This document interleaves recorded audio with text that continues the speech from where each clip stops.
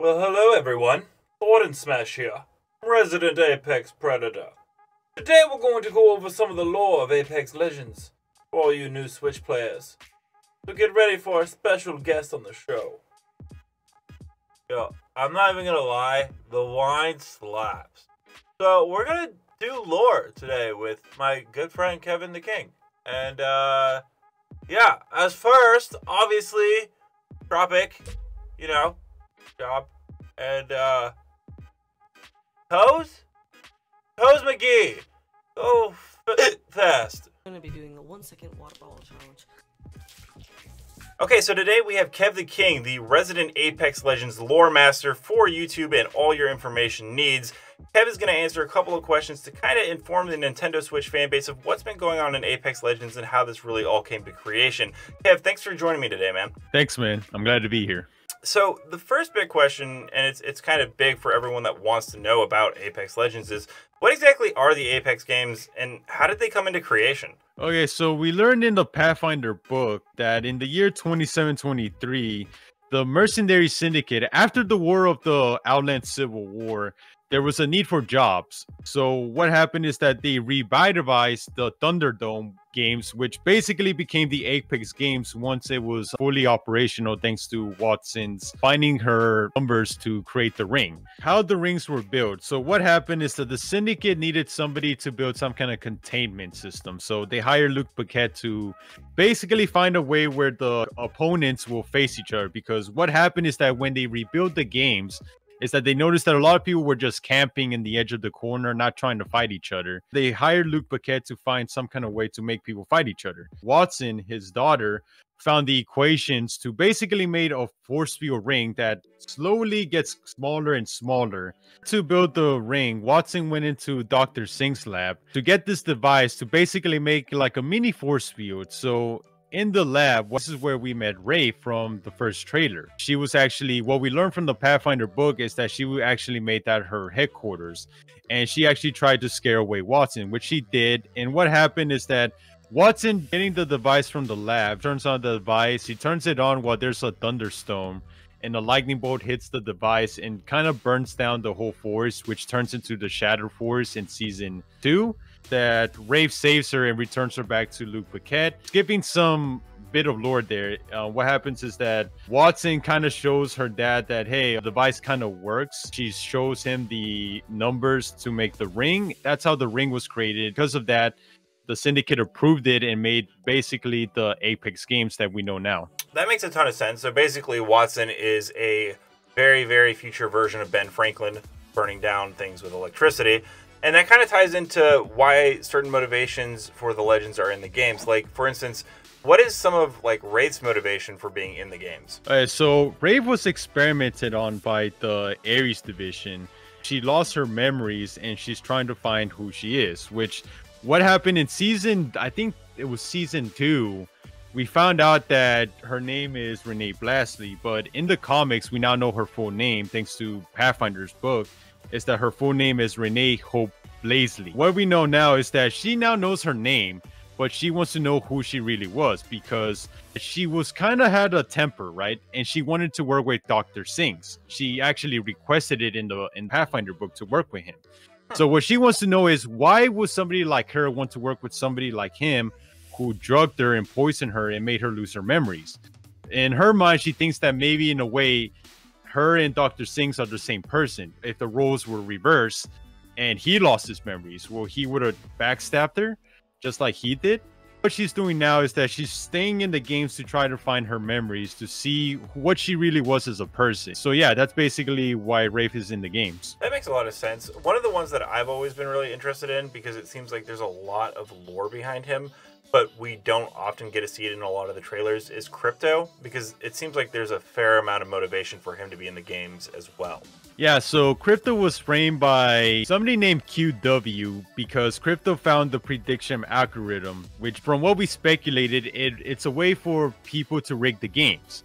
So if they want a certain legend to win, they give them huge odd boosts, basically 80 to like 90% of winning the games. I don't know how they do it, but somehow they're able to rig games. Now, what happened is that when people discovered that Crypto knew about this, they framed him for Mila Alexander's death, his stepsister or foster sister.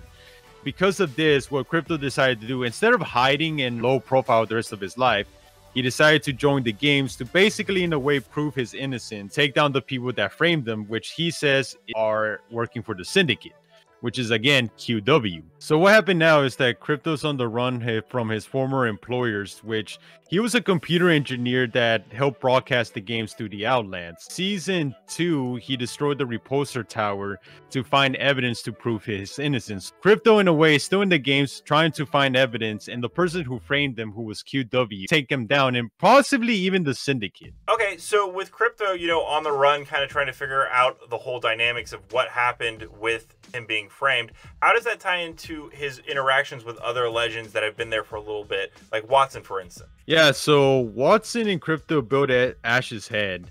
So with Ash's head, we were introduced to a PvE quest, I remember a couple seasons ago, by Loba, and she actually has a very interesting dynamic with Revenant. Do you mind actually going into a little bit about their backstory together? Yes. What happened is that Loba's dad, Marcos Andrade, that he stole something very valuable from a big client from Hammond Robotics or the Syndicate. So that person put a hit order on Loba's dad. What happened is the season 4 trailer. Revenant is hired to go to Olympus to kill Marcos Andrade. Revenant goes there, and basically anybody who gets in his way, it's collateral damage. Revenant was able to kill Marcos Andrade, but in the process, he was freed from the Syndicate's control. Loba grows up in a foster home, and she goes from home to home, and she realizes that her calling was being a thief. What happens is that Jamie, her assistant, figures out that Revenant is in the Apex games. What they do is that he hacks his way into the Syndicate network, where he realizes that, hey, wait a minute, you can kill Revenant if you find his source code, which in a way is his head. The Loba goes underneath King's Canyon, try to get to his head, and finds it, but instead of destroying the facility, which in a way would destroy the head, she tries to shoot at the head that's being guarded by a security system activates, and the head transports to Olympus. Because of that, Loba decides to stay because eventually they are going to go to Olympus. So during the season 5 quest, Loba was offered a deal by the Syndicate. She got Ash's head. They were going to give her the location of the source code. That's what she did. She got the location, and Rev and Loba had a deal where Loba realized that, hey, wait a minute, Revenant actually wants to die. So that Loba and Revenant made a deal where she will help Revenant end his suffering and be in the simulacrum. Fast forward to season 7. Loba off screen, I don't know why they did this, but they went off screen where Loba gets Rev's head. Between that time that she wanted to destroy Revenant, but in a way, by destroying him, he'll be helping him and his suffering. So she decided, you know what? I'm going to make him suffer by throwing his head in the face runner, basically telling him that, hey, your head is gone forever. You're never going to rest in peace. That Rev gets angry, Loba and Rev get in a fight. They start fighting, and Loba wins. Now, I'm a bit controversial how Rev lost to Loba, but it's now canon that Loba won. And so what happens is that Rev, the 300-year-old assassin murder robot, he decided that from now on, he's going to be Loba's 24/7 stalker. So yeah, that's kind of how their story's gone and ended so far. That seems like a very interesting route to kind of deviate from what they were going with, but I do appreciate you letting us know that. Yeah. Yeah, so hey, if they want to turn to the most badass robot into a 24/7 Loba stalker, go ahead. Yeah, I definitely think he could come up with better uses of his time. But it seems like we're pretty caught up lore-wise then in just these little bit of snippets to a little bit about what's going on right now in the story. But with that being said, a lot of your channel, you've been doing a lot of excerpts from the Pathfinder book, and a lot of that information that has come from that. Could you tell me a little bit about what we can be looking for in the Pathfinder book and what we'll be finding on your channel in regards to the Pathfinder book? Yeah, so the Pathfinder book clears up a lot of things. Pathfinder was on a quest to search for his creator. And in an ironic way, the reason why Pathfinder joined the games was because he was hoping by him winning in the games, his creator might see his banner somewhere. Maybe go over there and be like, hey, I'm your creator. But what happened is that Pathfinder found his creator by the end of the book by talking to the legends. In a way, everybody being a bit connected to his creators. what the book does is that not only does it tell the story about the Apex Legends and what they're trying to do and their past and like, you know, what they're hoping for in the future, but it helps Pathfinder realize that he was not only created solve the problem about the energy crisis, but in a way he was there to connect people together, if that makes any sense. The end of the book is that he's going to tell the legends about his creator and how everybody in a way, and it's a bit connected. What this does is that it's starting to make the story of how the legends are going to become basically a family, if that makes any sense.